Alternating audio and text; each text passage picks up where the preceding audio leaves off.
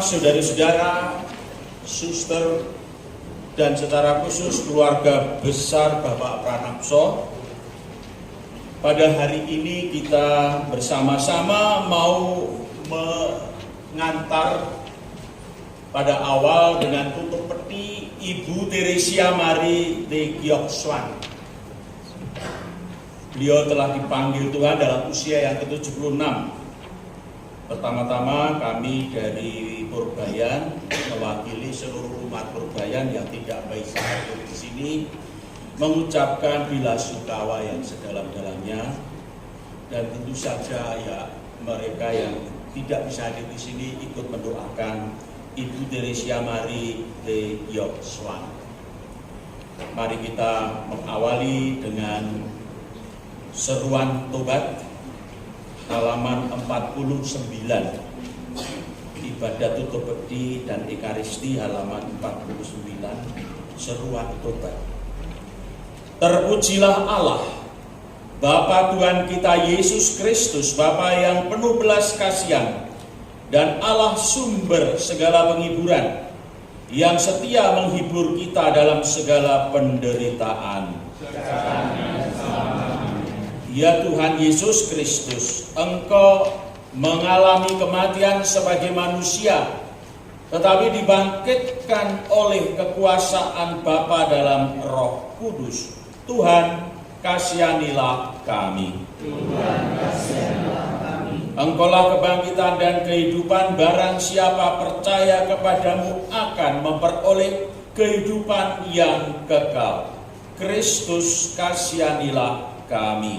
Kristus, kasihanilah kami. Engkau akan datang kembali dengan mulia untuk mempersatukan kami semua dalam kerajaan Bapa. Tuhan, kasihanilah kami. Tuhan, kasihanilah kami. Semoga Allah Bapa yang Maha Kuasa mengasihani kita, mengampuni dosa-dosa kita, dan menghantar kita ke hidup yang kekal. Amin. Marilah berdoa.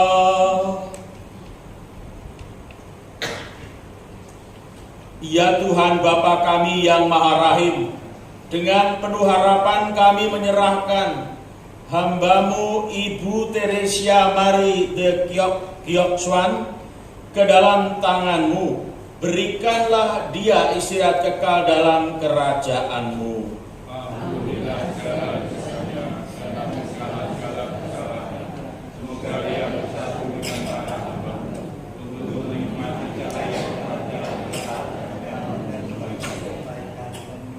Demi Yesus Kristus Putramu Tuhan dan pengantara kami kini dan sepanjang segala masa. Amin. Mari kita dengarkan sabda Tuhan halaman 38. Bacaan dari surat Rasul Paulus kepada jemaat di Tesalonika halaman 38. Dari surat Rasul Paulus kepada jemaat di Tesalonika. Selanjutnya kami tidak mau saudara-saudara bahwa kamu tidak mengetahui tentang mereka yang meninggal, supaya kamu jangan berduka cita seperti orang-orang yang tidak mempunyai pengharapan. Karena jikalau kita percaya bahwa Yesus telah mati dan telah bangkit, maka kita percaya juga bahwa mereka yang telah meninggal dalam Yesus akan dikumpulkan Allah bersama-sama dengan Dia. Ini kami katakan kepadamu dengan firman Tuhan. Kita yang hidup, yang masih tinggal bersama sampai kedatangannya Tuhan, sekali-kali tidak akan mendahului mereka yang telah meninggal. Sebab pada waktu tanda diberikan, yaitu pada waktu penghulu malaikat berseru dan sangkakala Allah berbunyi, maka Tuhan sendiri akan turun dari surga, dan mereka yang mati dalam Kristus akan lebih dahulu bangkit. Sesudah itu kita yang hidup, yang masih tinggal akan diangkat bersama-sama dengan mereka dalam awan menyongsong Tuhan diangkat. Demikianlah kita akan selama-lamanya bersama-sama dengan Tuhan. Karena itu hiduplah satu akan yang lain dengan perkataan-perkataan itu. Demikianlah sabda. Syukur kepada Allah. Marilah kita menanggapi sabda Tuhan dengan menyanyikan lagu Sabdamu Bapa bagai air sungai.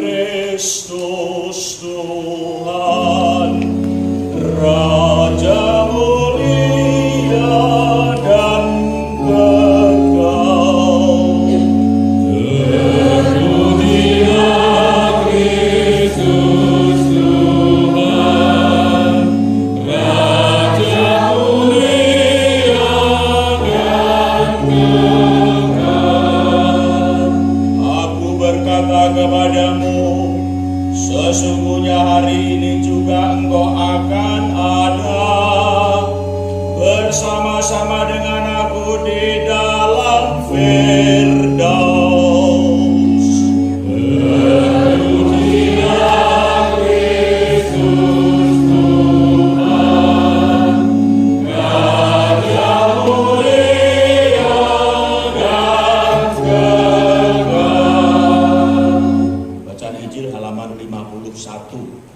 Tuhan bersamamu.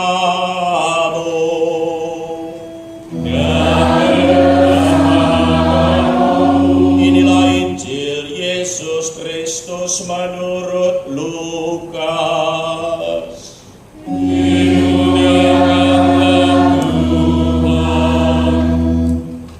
Ketika mereka sampai di tempat yang bernama Tengkorak, mereka menyalibkan Yesus di situ dan juga kedua orang penjahat itu, yang seorang di sebelah kanannya dan yang lain di sebelah kirinya.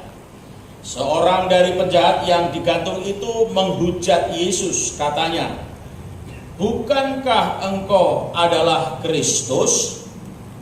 Selamatkanlah dirimu dan kami." Tetapi yang seorang menegur dia, katanya, "Tidakkah engkau takut juga tidak kepada Allah, sedang engkau menerima hukuman yang sama? Kita memang selayaknya dihukum, sebab kita menerima balasan yang setimpal dengan perbuatan kita. Tetapi orang ini tidak berbuat sesuatu yang salah." Lalu ia berkata kepada Yesus, "Yesus, ingatlah akan aku apabila engkau datang sebagai raja." Kata Yesus kepadanya, "Aku berkata kepadamu, sesungguhnya hari ini juga engkau akan ada bersama-sama dengan aku di dalam Firdaus." Demikianlah sabda Tuhan.